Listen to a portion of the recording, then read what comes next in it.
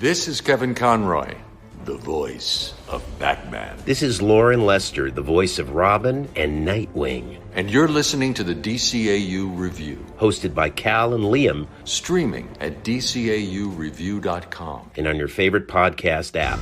Gotham City is out of control. An entire city screaming in fear. Supervillains walk the streets, prey on the innocent. They will learn the true nature of power. The police are powerless. A creature prowls this urban wasteland. Who's that? He moves in darkness. For some, he is a rumor. A name whispered in the corridors of the underworld, waiting for the chance to strike. Let every criminal know the acid taste of fear. You crazy! Bat! Giant bat! Gotham has forgotten what justice means. The Dark Knight is here to remind them. Who are you? Batman. Good guys wear black. Welcome, everybody, to episode 268 of the DCAU Review. I am one of your two hosts, Cal. With me, our other host, our good friend, our good brother, the man that runs, well, our Twitter page, but like not everybody's, not the Royal We's Twitter page. It's the DCAU Review Twitter page, and the man that runs the DCAU Review Threads page. That's right. If this doesn't date this episode, then I don't know what will. It's Liam. Liam, welcome to episode 268 of the DCAU Review. That's right. We are back, and yes, if you are listening to this around the time it airs, when this Threads malarkey is going on, head over to that website and find us. Same username at DCAU Review. Not sure how much use it'll get other than just posting when we have a new episode, but we'll see how it goes. I love, if there's anything that we've learned on this podcast from day one, we've talked about how much we love the meta and all of its subsidiaries, whether it be the Facebook or the Instagram, and now we are graced with yet another app that can mine our data, and we could not be more excited about it. Clearly. So great. So happy to be on another site owned by Mark Zuckerberg, and as an alternative to being on a site owned by Elon Musk. I just as the great Earl Bowen voicing Simon Stagg in Justice League once said, let's just have a nice toast here to unbridled capitalism. Yes, indeed. Enough talking about all of that shenanigans, though. We are here to review, Liam, an episode of the DCAU, and this week we are continuing with our reviews in Batman the Animated Series, the original, the OG, if you will, and we have an interesting one this week. We have a returning villain, and I would love to pick the brains of the writers who sat down and said, what if there was a device that made Tempus Fugit the Flash? Because that's what we're doing today. Pretty much. That's right. So we'll be reviewing the episode Time Out of Joint, and we'll get into our four main categories. But of course, Cal, first, I must regale us with the official IMDb synopsis for this episode. That's right, Liam. And this episode, speaking of it, originally aired on Fox, at least the Fox Kids programming block, according to the DCAU wiki, back on October the 8th, 1994, meaning we are just here shy of the 30, about a year and a couple of months shy of the 30-year anniversary. So 29-year anniversary coming up this year of this episode's debut. And of course, before we get to the IMDb synopsis, we must remind you that it is, of course, as it is each and every week, brought to you by The Pod Tower. Head over to youtube.com/The Pod Tower and subscribe today to get the entire catalog of the Tim Talk podcast, which of course discussed this episode. You can also get the Jump on the Bat-Wagon podcast, which is brought to you by the good folks at Watchtower Database, and they too have previously covered this episode. And you get our entire catalog there as well. And this very episode right now is sitting at youtube.com/thepodtower. So head on over there today, sign up for it, subscribe, get the notifications when every single one of these podcasts drops a new episode. You're not going to want to miss it. That's youtube.com/thepodtower. That's right. So this is the synopsis for Time Out of Joint, which was written by Alan Burnett and Steve Perry. Not that one. And directed by Dan Reba, with music by Carl Johnson and animation by Dong Yang. And that synopsis reads as such. Batman and Robin battle the Clock King, who has a prototype device that allows him to operate at an extremely accelerated time rate apart from the rest of his reality. What was that little stumble there at the end? That was yeah, I don't know what they just like picked a random word to jam in there at the end. Yeah. I think they were maybe trying to explain that one part, which we'll get to, where the Batmobile is frozen in time for like 3 days, but also it's like there's some jargon about how they're out of phase with the dimension. I don't know. There's a lot of science mumbo jumbo in this episode that we'll get to in due time, but I would say C minus, maybe D plus for that synopsis. I don't disagree with you on that, but we will try and make up for it with our own plot synopsis here, Liam, as we jump right into that. As we open up things here with, it's no secret who our villain is going to be because the title card spoils it.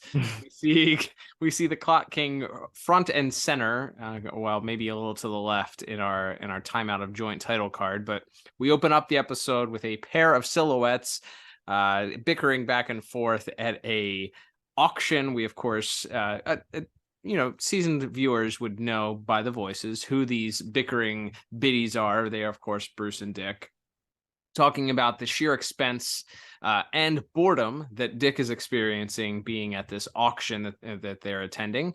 And it appears that the last item is going up for bid, much to Dick's excitement. So we learned he's quite bored, as he keeps reminding Bruce. And as the final item goes up for auction, we learn that it is a King Louis XVI's clock, apparently. So that, of course, is going up, and is no accident that it is going up for auction.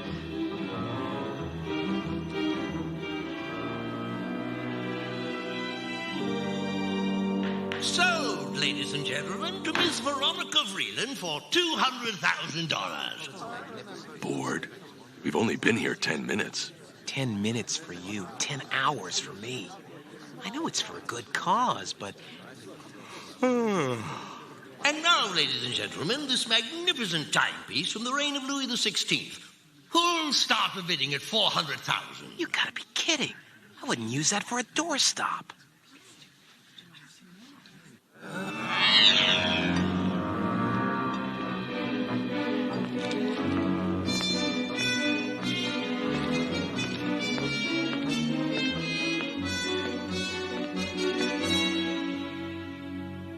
Right on time, as usual.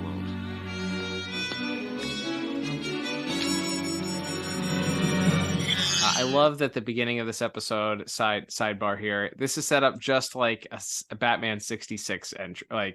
Oh, very much so. Like Bruce and Dick are at an auction for a clock from Louis XVI. Like there's a very over the top British man, right, expositioning us about how important and valuable this clock is, and yes, it's very much in the vein of a Batman 66 opening. That's a good shout.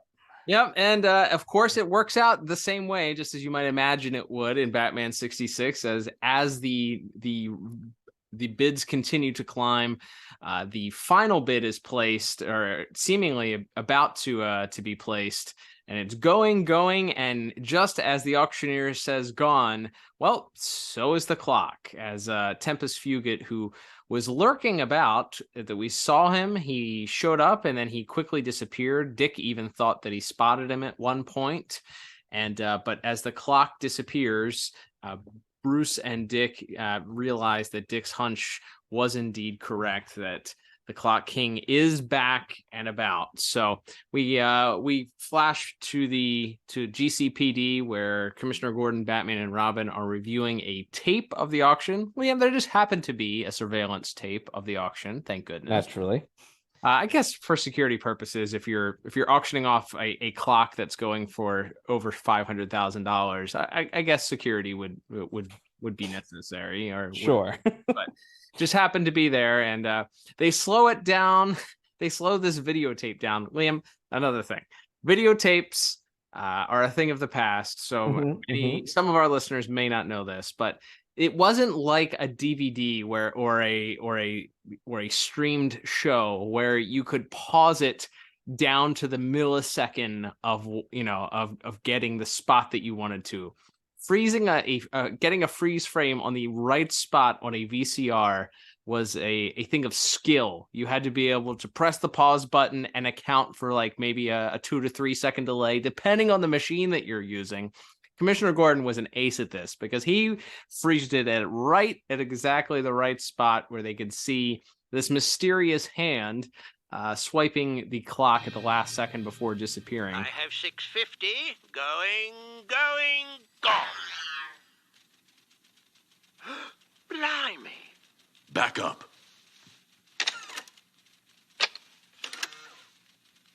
There. Freeze it.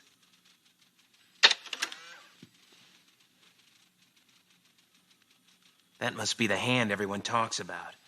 The one that's quicker than the eye?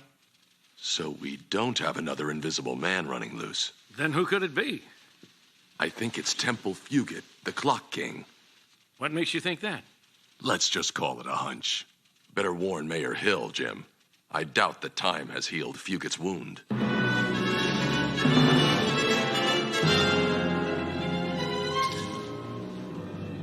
And that leads Batman to surmise that the Clock King is indeed back. Commissioner Gordon, a little confused, states, well, how do we know that he's back? And Batman just says that he has a hunch, and that he also has a hunch that the Clock King will be more than likely looking to fulfill what he was unable to do in the last appearance, and that, of course, is exacting revenge on the mayor of Gotham. That's right. So we get a little bit of insight into exactly how the Clock King is pulling off all of this stuff, as we cut to a Dr. Wakati, some sort of scientist who is no, he's the father of quantum temporal theory. Please put some respect on the man's name. Sure.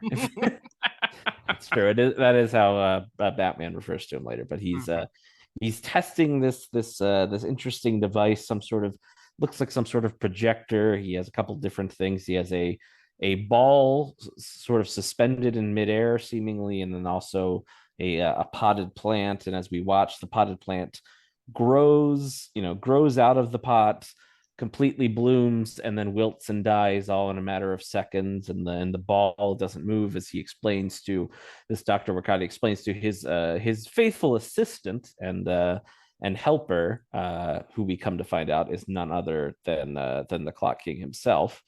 That the device seems to be working like a charm, and that it has a lot of applications, that it could help a lot of people. 6:15, sir. Time for breakfast. I've also brought you your medicine and the timer so you can take your pills on schedule. You think of everything, don't you, Harold? It is my job, sir. How goes your research, if I may ask? Well enough. The iron ball has dropped a mere 1/10 of a millimeter since the experiment began last week. An extreme temporal discontinuity. And the accelerated effect is just as dramatic. 5 minutes ago, that plant was a seed. Amazing, Dr. Wakati. Why, the possible applications are mind-boggling. Indeed. We could get rid of radioactive waste in minutes instead of eons. Put terminally ill people in stasis until a cure is found. The question is mankind civilized enough to make the proper use of it? You're right, Doctor. It's very important that this device be kept in the right hands. So he's got noble intentions, but of course that's not exactly what the Clock King is up to. So he decides to once again take the device, and he's going off to track down the mayor as promised. And we cut to the mayor's office where Batman and Robin are on a stakeout. But as they're watching, we get the Clock King's perspective on how things look when he's moving at super fast speed using this special device. So it's we'll talk about that maybe more in visuals. But essentially, the whole world is at a standstill, and he gets to sort of very slowly make his way through the doors, past all of the security, and up the stairwell after after pressing for the elevator. That was a funny bit. He heads upstairs and confronts the mayor. The mayor tries to call for help, but suddenly his intercom system disappears as the Clock King sort of continues to show off the issues. But thankfully, Batman and Robin, suspecting that the Clock King would strike, set up some sort of device that make Mayor Hill's office lights brighter.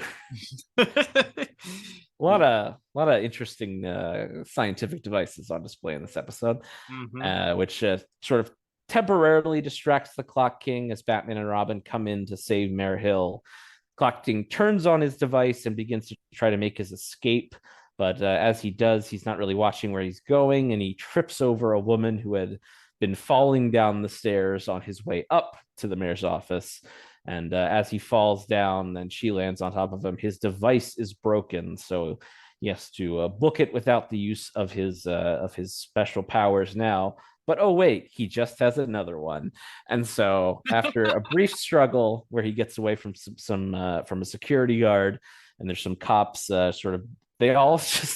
they circle him and then just all dive at once at him.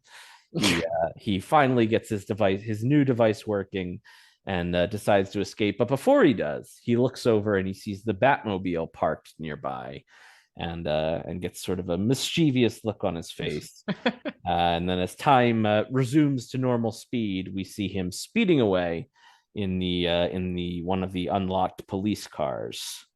And and so we begin to his plans unraveling as we go here. And Batman and Robin still kind of at back to square one, but they decide they're gonna go after him. They find the cop car a little bit later that it's been abandoned in a ravine, and they go and they get in the Batmobile. But then, wouldn't you know it, Fugit put another one. So I guess he had 3 of these devices on him. He puts another one of these devices on the Batmobile, only instead of making it go fast, he actually uses it to, I guess it's kind of the Flash vibrating thing. He like makes it stand still and vibrate sort of in and out of frequency with the universe. That's just a thing you can do with these devices, I guess. Sure.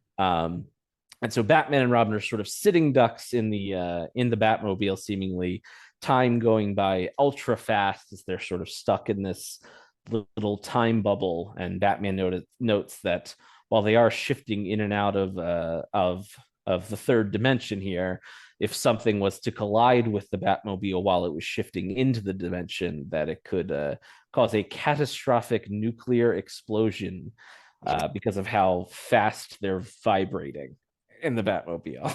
Sure.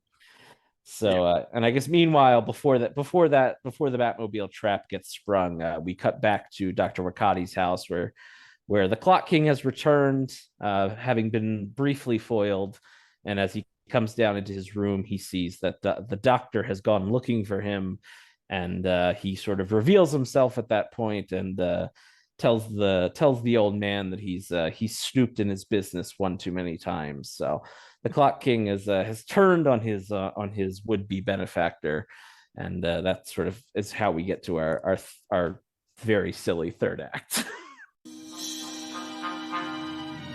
Harold? Harold? What are you doing in my room? I called for you, but got no answer. I thought something might be wrong. There is something wrong, old man. Why are you wearing that? I'm afraid I haven't been altogether candid with you. What are you going to do? You'll find out, my good doctor, all in good time. Yeah. Poor Dr. Wakati, who just thought he had a good friend in the man Harold, his butler. It turns out that Harold is a super criminal, hell-bent on killing the mayor.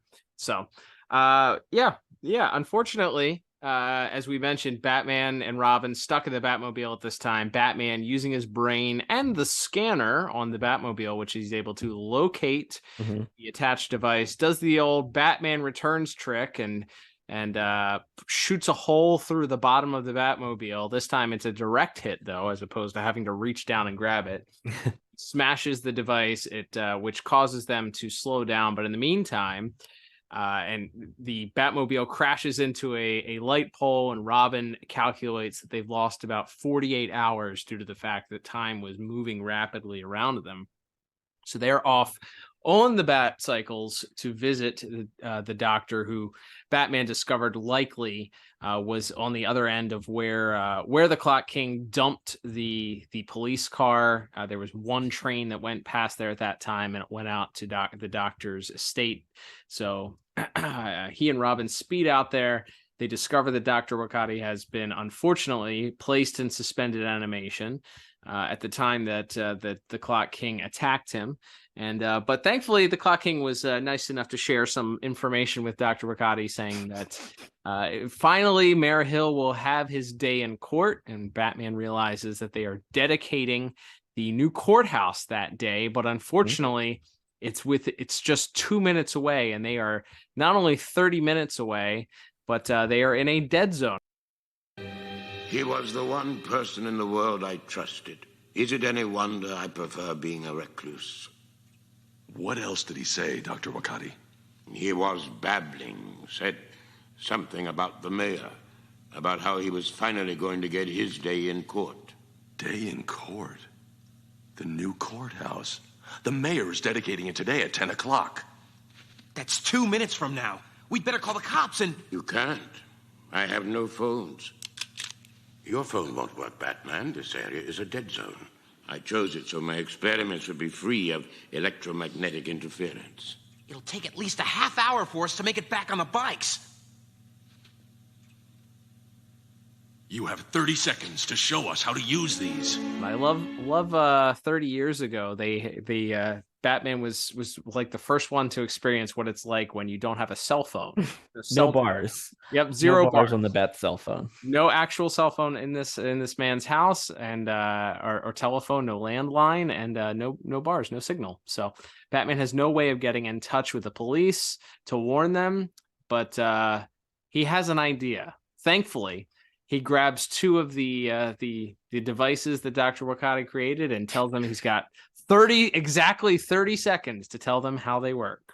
So we cut back to the courthouse where Mayor Hill is about to go on and slam a giant gavel down to dedicate the opening of this new courthouse.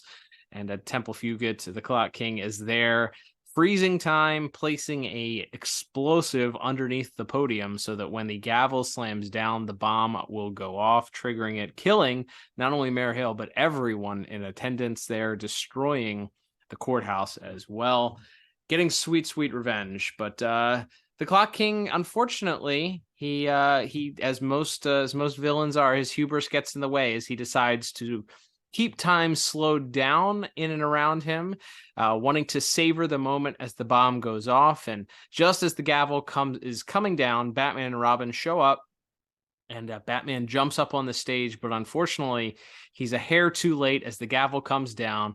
The bomb has been triggered, but don't worry, Batman's the Flash. Because he grabs the bomb as it begins to go off, and of course, with the device attached, begins running faster than the speed of light across the Gotham River, out into the middle of it, carrying the bomb as it's slowly detonating. And he is able to get it outside, far away from the courthouse, detonating and causing no harm at all. Just in time, though, we cut back as the Clock King turns back on his device in an attempt to escape, but Robin's right there and trips him up. And as he falls, the Clock King, don't you just hate it when you land on your scientific mumbo jumbo time machine and break it into a million pieces? It's the worst. And I guess he didn't have an extra one this time. No, he used all his extras on the Batmobile gimmick and when he tripped over the lady way out of the police station. And he had to use the one to suspend Dr. Wakati. So that's true. Absolutely. Yeah. He did not have unlimited time machines, apparently. So he had about 6. Right. We have a little postscript at that point as we are back at Dr. Wakati's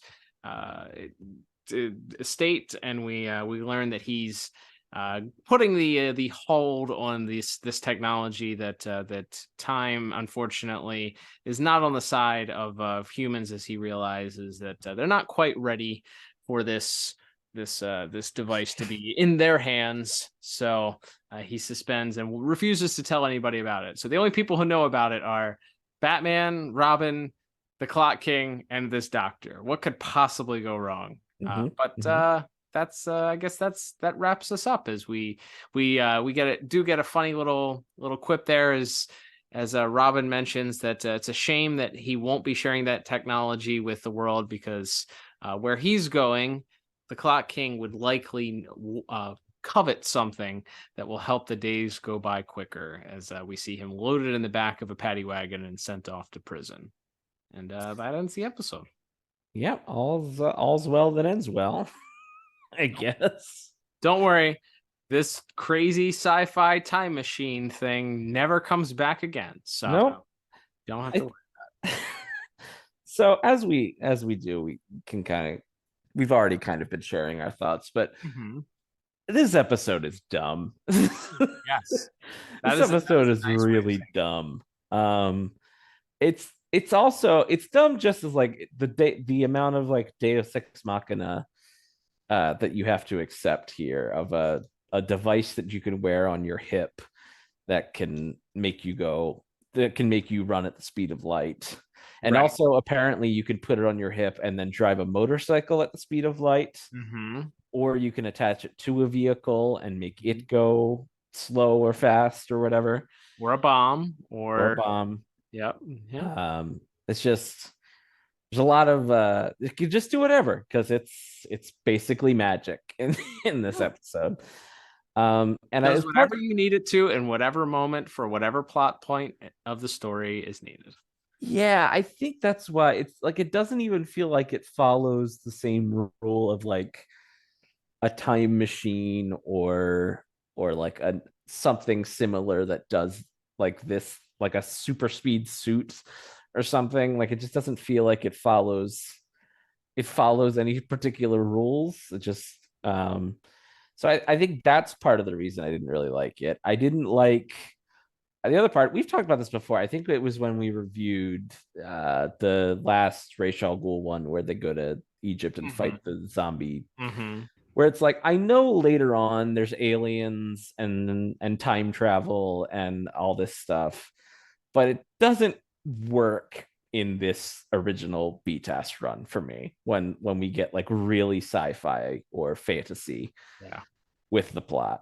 And then the third thing that I think doesn't work is that it takes what I thought was the most interesting thing about the Clock King. It's been a very long time since we reviewed that original episode. But the most interesting thing about that guy is he's like a 58-year-old man. Right. But he's so smart and so attentive to timing and detail that he's able to run Batman and the cops ragged and kidnap the mayor of a major American city just because he's so smart and witty. And then here it's like, well, he doesn't have to be smart. In fact, he's kind of an oaf in this episode. Yeah. Bumbling and tripping. He doesn't invent the device, which is fine. He wasn't a doctor in the last episode. He was a lawyer or something. So it's fine that he didn't create the device, but he's just kind of this bumbling guy. Like it just feels like this could have been anybody. This could have been any villain. Like I guess it's vaguely time related, so it made sense to break out the Clock King again for this episode. But It's just not good. It's just not it's a fun enough, like I didn't hate watching it, but Sure. like when you begin to look at this from a more critical lens, like I don't think it fits the series just as a concept. Mm-hmm. The device is too hand wavy for me. Mm-hmm. And 3, you've taken what was a pretty fun, interesting take on a villain like the Clock King in the first episode, and just made him a guy with a magic time machine. Right. And so that's way less interesting than what he was the first time. Yeah, remember the first episode? He was a guy with OCD that had this weird grudge against the mayor because he made him late for a court date. Remember? Like that was the whole thing. Like he had, and that made it quirky enough to be like, this guy is goofy. It wasn't. I feel like this turns him into a Batman 66 villain. Like that's kind of what this is. Like this whole episode would feel right at home as a Batman 66 episode, and that would have been okay, because that over the top like goofiness, somewhat sci-fi whatever of the era would have worked. But to your point, I wholeheartedly agree with you. Looking at this now does not fit with the general theme of the series.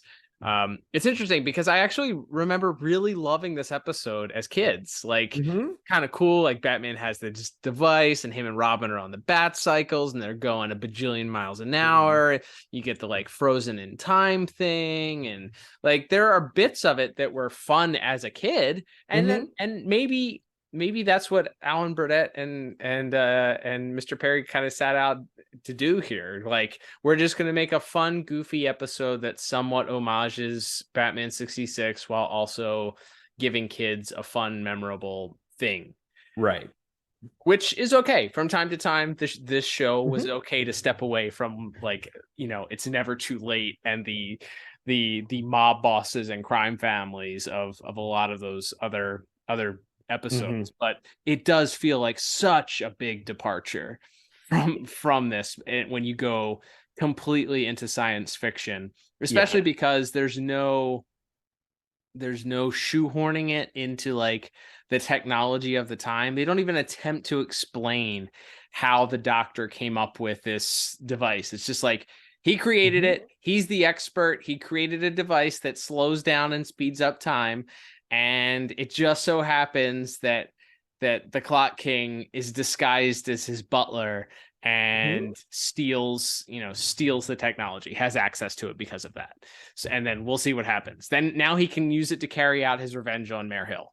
So I don't know. I feel like they should have either just completely departed from the Mayor Hill storyline and done something else, or and turned him into a cartoon character, Saturday morning cartoon character villain, or maybe not done this. But yeah. Well, it's funny because there's even like a reference at one point when they're watching the footage and they aren't really sure what happened, where when they see he's moving really fast, they're like, oh, thank God it's not another Invisible Man. Right. Which it's like that, even though that's very wacky sci-fi, that episode works for some reason, where it's like a guy in a weird like translucent suit, and then he pours like weird paint that makes him invisible on himself. Like, I don't know why that works and this one doesn't.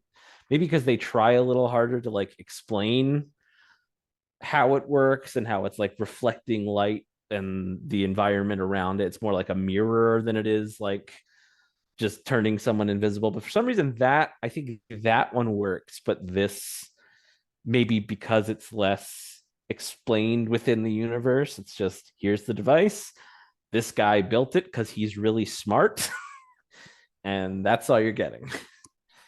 Also, if you wanted to play a game that got you drunk very quickly, you could take a shot every time they do a clock pun. I think from the very first like 2 lines of the episode all the way up through the very last line of the episode, there are some type of clock pun, which I like puns. Don't get me wrong. Yeah. It was a little bit overkill. in that way, yeah, it kind of reminds me of like one of those very, very early episodes of the series. Mm-hmm. Like, we went back to The Last Laugh last year as part of we re-reviewed it with Ted from Watchtower Database. Mm-hmm, mm-hmm. And we were like, wow, this episode is very high concept and it's very silly. And most of the dialogue is very like pun heavy, quip heavy. Right. Feels like a Batman 66 episode. And we talked then about how, that they were still kind of finding their way in the series in the beginning, and they would sort of solicit scripts from animation writers who were around that time, freelance animation writers. So who obviously the show hadn't been on the air yet, so they didn't really know what was too broad or too over the top to work on this show. But this is like, we're like 70 some episodes into an 85 episode run here. Like, we've long since established what I feel like what can and can't be accepted as a concept in this series. So it's like, yeah, it feels somehow like a very early episode of the series, despite it coming so late in the run. Yeah, I agreed. And I don't think we've given our scores here, but I will kick us off here.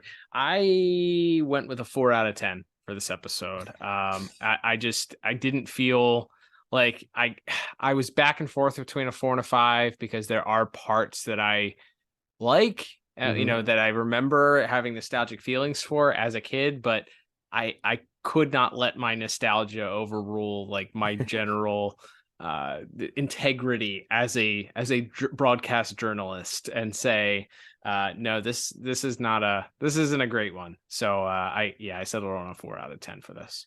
Well, don't feel too bad about that, Cal, because I gave it a 2 out of 10. Woo! Like I said, my gosh, it's like I just feel like, for all the reasons we just talked about, I don't care for the concept. I don't think it fits in this world. I don't even really think it would. I don't even think this could be like I guess this could be like a JLU episode. Mm-hmm. But like, even then, I feel like they'd have to do some sort of explanation of like how this works, or it would be fleshed out better by the time JLU came around, I think. Agreed. Yeah, I agree. If people like Dwayne McDuffie and James Tucker and people like that had a chance to take a pass over the script, I think maybe it could have. But again, it's Alan Burnett and Steve Perry, both veterans of this series. It's not like it's like, it isn't a spec script from a a freelancer. So it's like, it's not like people who don't know the series wrote this episode, which is, I think, the other part of it, that this has to be the lowest score I've ever given an Alan Burnett script. I would have to think. But yeah, I don't know. It's like I said, I don't like the concept. I don't think it fits within the world, and I think it makes a pretty fun, who had been this kind of fun one-off villain, much less interesting than he was the first time around, in favor of kind of a mindless kid show adventure episode. Which, again, it's not the end of the world, and again, not every episode is going to be a home run. But yeah, just I think when I have that many like deep-seated problems with the episode, I can't go much higher than that on my plot score. Wow, that's a I'd be interested to know whether or not we've had a lower. What's the last time you gave? Maybe Eternal Youth. I feel like got maybe around that, but wow, that's might be an all-time low for that one. But yeah, understandably so, based on the. I mean, I gave Superman's Pal a 0 out of 10, so it's not the. Wow. I'm talking about these original Batman. For Batman episodes, I think you're right. Yeah. Superman's Pal is in a league of its own. But let's move on here, Liam. Let's move on to perhaps brighter skies and a lighter topic here as we get into talking about this week's visuals and animation. Dong Yang Animation credited, I believe, with the animation for this week. We touched on it a little bit. There is, while the plot may be goofy, putting it nicely, I think the visuals that at least accompanied the powers that this machine bestowed upon its wearers was certainly worth talking about. That's probably the big picture thing that we can talk about mostly. But yeah, what did you think of? I'll start off. We get Clock King gets some new garb. He's no longer in the Bruce Wayne shopping in the Bruce Wayne aisle. He doesn't have brown and yellow. He's got himself a nice, sleek black I guess it's his butler outfit. He's wearing a black tux here, so he does look a little bit different. I think character models were wildly inconsistent a lot. There's one scene where Mayor Hill is sitting in his chair receiving a phone call, and his nose literally shifts into the shape of like the Joker's nose. I was like, is he turning into the Joker? What is happening here? Did I forget a plot point here that the Joker is secretly Mayor Hill? Nope, it was just some inconsistent animation. Scene to scene, also, I would say that the Clock King sort of differs how he looks. He looks a little more like doughy in a couple of the episodes or a couple of the scenes.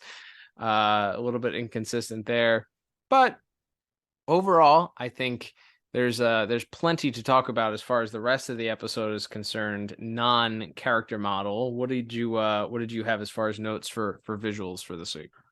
Yeah, I generally speaking, I liked the visualization of the Clock King going into the mayor's office in the super slow-mo. I think that's kind of a fun where everything kind of turns black and white except for the Clock King. Mm-hmm. That's kind of a fun way to visualize that when he sort of walks in and everything's kind of frozen in midair except there's like a little like desk fan in the room and the blades are very slowly turning. Mm-hmm. I was like, that's kind of a clever visual way of looking at things there. So I liked that sequence. I liked the bit towards the end of the episode where Batman and Robin are driving on their bat cycles towards the city, and they're sort of marveling at everything. And Robin sort of looks to the side, and they cut up to a bird and a plane in the sky that are kind of stationary because of how fast they're moving.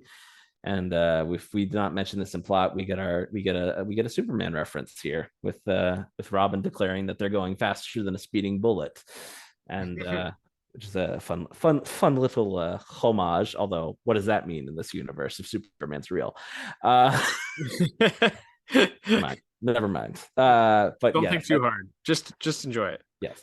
And the end there where Batman grabs the bomb is slowly exploding, and Batman's basically holding a fireball. He's like Ryu from Street Fighter as he's running out to sea. Speaking of Superman, he goes with the Superman method of bomb disposal and just throws it in the harbor. So and from there we so I like that sequence. It's kind of fun. This is a prototype. I know Bruce Timm has gone on the record saying that he never really felt like, even when they were working on Justice League and JLU, he never felt like they quite nailed super speed as like a visual concept in the show. But I think it works pretty well for what they ask of it here. And then I was trying to tell, it looked to me when the Batmobile sequence where they're stuck in hyper time or whatever, and you don't see the cars whizzing past them, you just see headlights. Mm-hmm. That looked like proto like 3D graphics, like CGI. I didn't see anything in the credits that like usually there's like 3D animation provided by X or Y. I didn't see anything like that in the credits, but it had sort of an interesting effect because you had sort of the background and the Batmobile itself, because it's not moving, is sort of painted right into that background. And then you just have these sort of wispy lights moving past. It was like, for the time, I think that effect is pretty neat. It's outstanding. I thought that sequence was, I mean, that was the big like arrows pointing to it in my notes thing that I have here, is like that sequence where you have the static painted Batmobile and then the animated lights kind of moving around it. That, for in my brain, that scene goes on for like 2 commercial breaks, like, but in reality it is solved in approximately 45 seconds, like it's very short sequence. But maybe as a child, time just moved slower, I don't know. Yeah, it's a time thing. But in this case, incredibly well done, especially for if the limited animation styles or skills available to them, technology available to them at the time. I think the way that the lights kind of show up, disappear, they pass over, then you see another light. It wasn't just I'm sure they did sort of loop the animation in some form or fashion, but it didn't, because the image was statically sort of moving across the screen at the same time. You didn't quite pick up that it was just the same recycled animation. So I thought that was maybe the best sequence of the episode. Yeah, I think it's a lot of fun, and that's definitely the standout action piece of the episode. Like I said, I like the other kind of speed sequences, and that there's like a shot of kind of a side profile shot of them on the bat cycles driving at this super fast speed that we talked about it last week. It was made into one of those Adventures of Batman and Robin trading cards, so that image is kind of burned into my brain permanently. Mm-hmm. So I think there's some good stuff in this episode. Probably the hallmark of which is that sequence in the Batmobile with all the lights and everything. So I ended up going with a pretty strong 8 out of 10 for my visual score.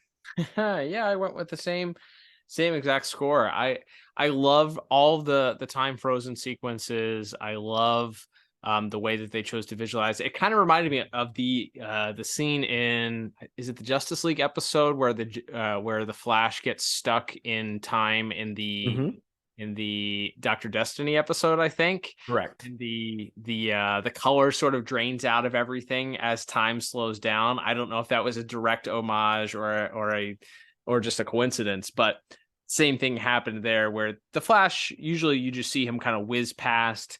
You do see some of the visualization of his powers, but to start out here with, as we mentioned, this is very much like this should be the Flash in this episode using these powers and how his powers are typically visualized. So I like the slowdown, the way that things were frozen. I even like, when Tempest Fugit goes to use the elevator and he says, "Silly me," after he presses the button and realizes that he's not going to sit there and wait for the elevator to arrive when he's in the mayor's penthouse. So there's a lot that I enjoyed. I liked the silhouettes right at the beginning, as I mentioned, where they don't give you the visual of Bruce and Dick talking to each other. Yeah, they do a little mystery science theater thing. Yeah, it was I liked that. It was a nice little artistic touch there.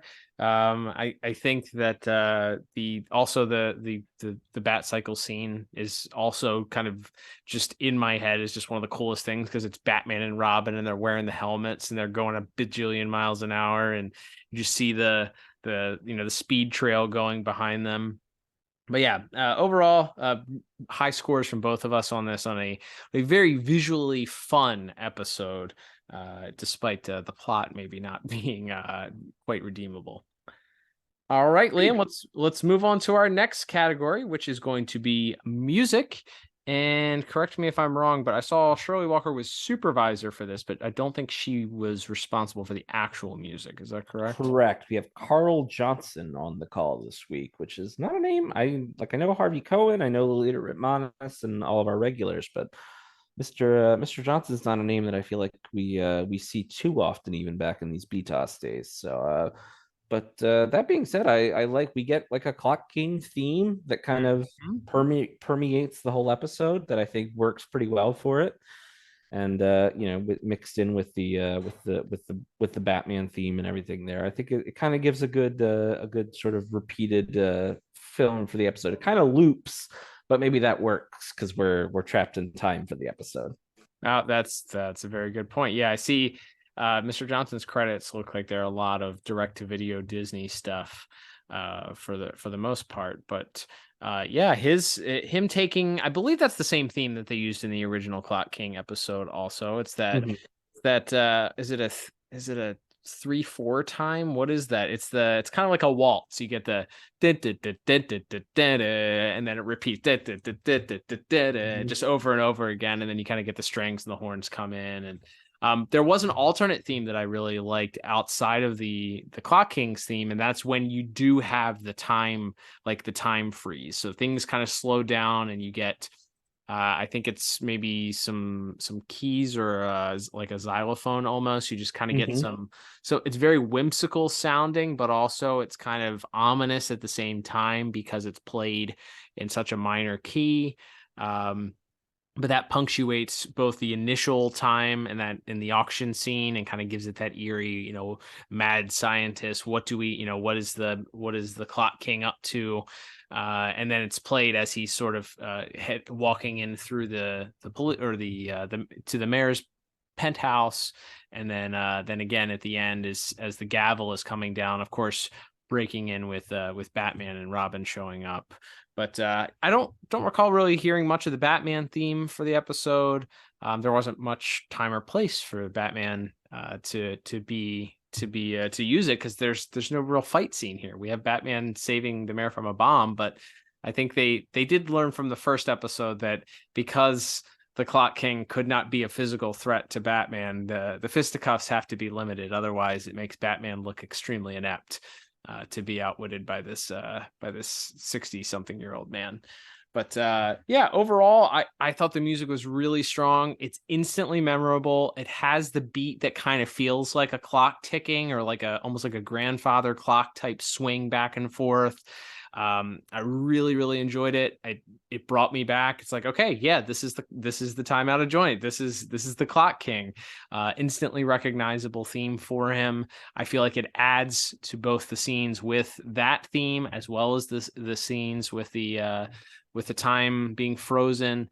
So it played a huge part for me for this week's episode. I felt like it was its own character, which always gets an extra point when I'm running down my score. So I ended up going with a very strong 9 out of 10 for music this week. What about you? Yeah, I went with a 7 out of 10. So I think it's pretty similar there for all the reasons you mentioned. Yeah, I like that Clock King theme. I think it works, and to your point, putting like a special sort of tone on it when we're in that hyper time, so to speak, I think was a nice touch there as well. All right, Liam. Well, that will begin to take us to our final category of the day, which of course is going to be talking about our voice cast for this week. Not a huge one this week because we don't have a lot of different characters, but a lot of returning favorites, series regulars, and of course a returning villain voiced once again by its original actor. Let's go ahead and talk about this week's voice cast. Absolutely. So we have, briefly, we have Bob Hastings as Commissioner Gordon. We get a little bit more than usual from Lloyd Bachner as Mayor Hill. Him getting to sort of play off the previous episode as mentioned. Although again, we don't get another thing this is a plot issue, not a voice actor issue, but another thing that I think made that episode so interesting was how much of the interaction between Clock King and Mayor Hill was a part of that episode, and how well the two voice actors played off each other, which unfortunately we don't get as much of here, but still I think a good performance by Mr. Bachner. Elsewhere in the episode, we have Dr. Wakati, as mentioned, played by Roscoe Lee Brown, which you may not recognize that name, but you would probably know him as the voice of the Kingpin on the Spider-Man animated series that was being produced at the same time. This is kind of the reverse of the of the Mark Hamill thing, where he's better known for playing the Spider-Man villain than on his role here. But a lot of crossover in those voice casts, those Marvel shows, and Batman the Animated Series at the time. And then I think he's great, by the way. I think he's very didn't have a ton to do for the episode, but I thought he was very strong, and I would not have picked him out as the Kingpin had you not said so. So disguised it enough with sort of a native African accent, sort of to blend that in there. So yeah, pretty strong for what he was asked for. Absolutely. And then I just want to mention, this is more of just like a fun little tidbit. So playing the auctioneer in this episode, who by the way was based visually on an old English actor named Terry Thomas, is a guy by the name of Alan Oppenheimer. Mm-hmm. And if you're curious, yes, he's related to that Oppenheimer. He's like third cousin of the man who created the atomic bomb. And then also he voiced Man-at-Arms in the original He-Man the Animated Series. We're not sure which one he's more known for, or more which notorious for. I guess maybe it's a more recent thing to look back at the creation of such a device with a bit less awe and a bit more horror Yeah. over what we have wrought. Yeah. But you didn't think about changing that name. Like, I guess it just wasn't maybe it's a point of pride at that point in old Hollywood. But yeah, I just thought when I saw that, I was like, well, how many people with that last name do you come across? And sure enough, according to Google, which I believe is always right, he is the third cousin of the Oppenheimer who created the atomic bomb. So just had to mention that there, because like how often are we gonna make a connection like that? Yep. I'm gonna say the first time, last time, only time, unless Mr. Oppenheimer plays another role, which at least according to the DCAU wiki, he's not listed as voicing any additional voices in the DCAU. So I'm gonna say this might be the one and only time. So good for you for bringing it up. That's right. Mildly topical because the movie's coming out. Oh, that's right. Mildly topical if you're listening to this when we originally debuted the episode in July of 2023. But yes, then of course we have our main villain, Alan Rations returning as Clock King, probably most famously from his turn on LA Law. But I still like him as the Clock King. It's this very just this completely humorless man. He's so abrupt and serious. Even when he's pretending to be like the faithful butler and assistant to Dr. Wakati, he still talks like the Clock King. And you'd think normally that would be like a detriment as a voice actor, because you'd be like, oh, he's not showing a lot of range. But somehow it works. Like for this character who we've talked about has like clear and severe neurological disorders. Like he shouldn't sound any different even when he's quote unquote undercover to me. So I still adore him as the Clock King, even if I feel he was hamstrung by a less than plot in this case. Yeah, the two lines that got me were when they used the flash bulbs to blind him and he goes, "Ah, my eye." Get ready.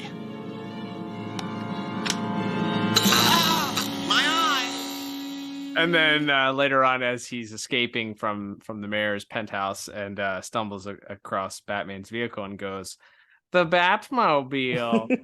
Ah. The Batmobile. Ah. He's so wacky. So strange. Like, what an interesting choice of delivery for both of those lines. But fits the idiosyncratic nature of that character as if we established at least in the first episode. So yeah, absolutely. That deep down underneath of it, he's a bumbling fool. A far cry from the character that eventually would lead Task Force X. That's right. In Justice League Unlimited. That's right. And then of course we have our dynamic duo this week once again, Lauren Lester as Robin and Kevin Conroy as Batman. They don't got much to do. Like you said, other than Lauren Lester gets a lot of clock and time puns, and Batman has to deliver a lot of dialogue exposition about Dr. Wakati being the father of chronal physics or whatever, and and explaining how they're trapped in hyper time or whatever is going on when they're in the Batmobile and all that. So a lot of it's an educational episode for Kevin Conroy and a pun heavy episode for Lauren Lester, but again, it's not really their show. It's really Mr. Rations as the Clock King who does most of the heavy lifting in this one. Yeah, I would agree. Not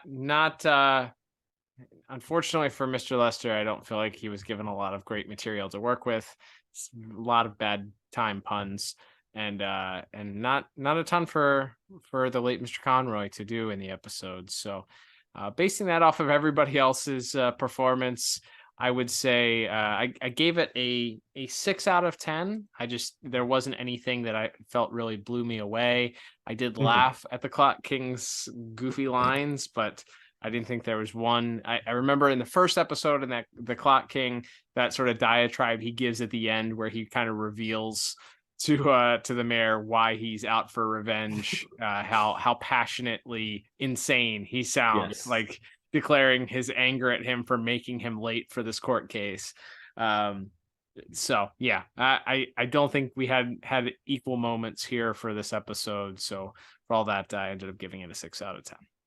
Yeah, I went 5 out of 10, so not much different there. Like I like him. Like it's just he's just such a weird, such a weird and fun performance from Mr. Ashens, and I did like Mr. Brown as Dr. Wakati as well. But yeah, just not a lot to write home about. Not a lot of, like we said, it's such a weird and kind of fluff plot that there's not a lot of big dramatic moments for any of our actors to really sink their teeth into with this one.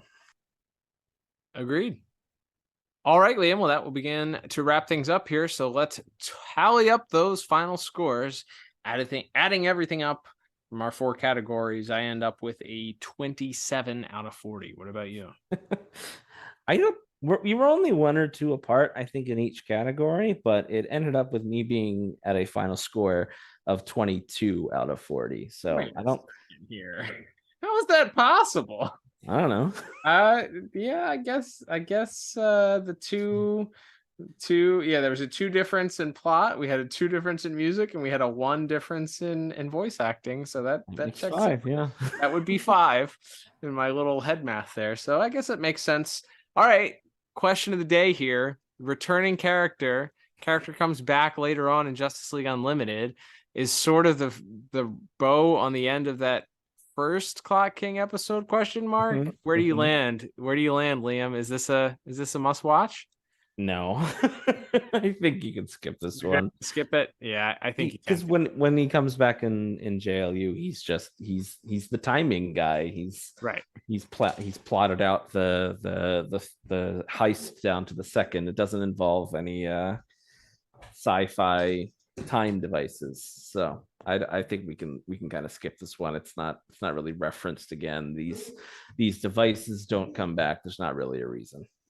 Yeah, I agree. I unfortunately, as cool as it was as a kid watching this episode, I think unfortunately at this point, even though it is a follow-up, nothing really changes before or after this episode. As you mentioned, the devices don't come back. He doesn't come back in this series or in the new Batman Adventures. There's a tie-in comic that you posted on our socials this week. Head over to Instagram at DCAU Review if you want to check out Liam's little drop of that from the is that Gotham Adventures, I think? It's Batman Adventures Volume 2, which was where they started drawing him like the Justice League Batman. There you go. So check that out. If you haven't read that, check out our little synopsis on the Instagrams. But yep, skip it and find a better episode to watch if you're looking for a rewatch. Which, I mean, given the fact that we got into the 20s, I think that does speak highly of our thoughts on the visuals and the animation. So it's not as if this episode is completely bereft of fun, but it's just not it's not one I plan on revisiting too often in the future. All right, Liam, let's wrap things up here. Thank you everybody for tuning in. Don't forget, we would love your support if you liked the podcast. Head on over to your favorite podcast app, wherever you listen to us, and smash that subscribe button. That helps us out. If your podcast app of choice allows you to leave a review like Apple or Spotify, go ahead and do so. Leave a 5-star review if you like us that much.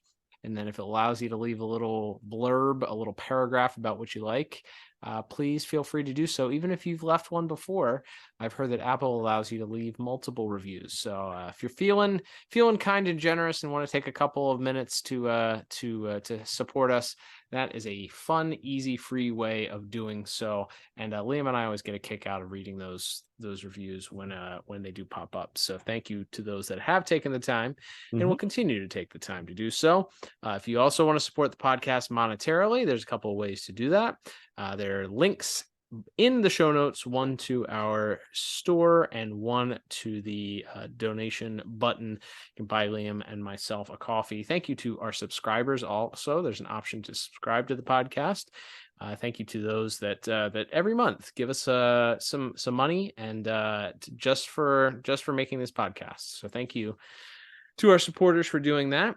as we mentioned at the top, head on over to youtube.com/thepodtower, subscribe there, and hey, comment on those videos too if you want to interact with us. You got many different mediums of interacting with us now. As we mentioned at the top, you have Twitter, as long as that website still exists. You have Instagram. You have you have Threads, so long as that website still exists.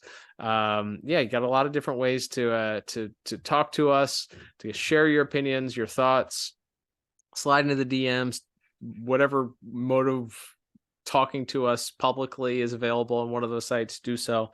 But follow us on all of those socials, and there you will learn quite often what our next episode is before we even talk about it. But Liam, we will be dropping it here next week, and just what episode will we be reviewing next week?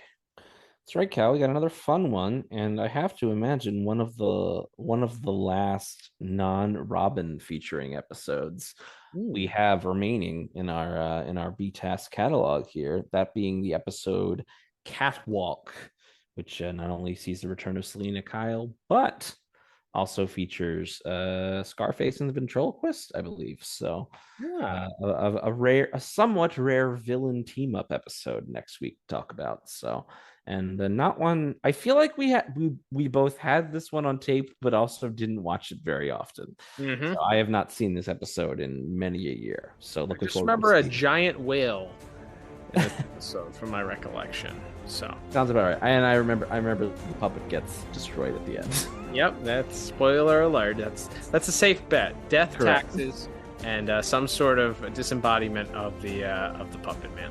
That's right. So looking forward to talking about Catwalk next week. But until then, I'm Cal. And I'm Liam. And we will talk to you on that next episode of the DCAU review. Bye-bye.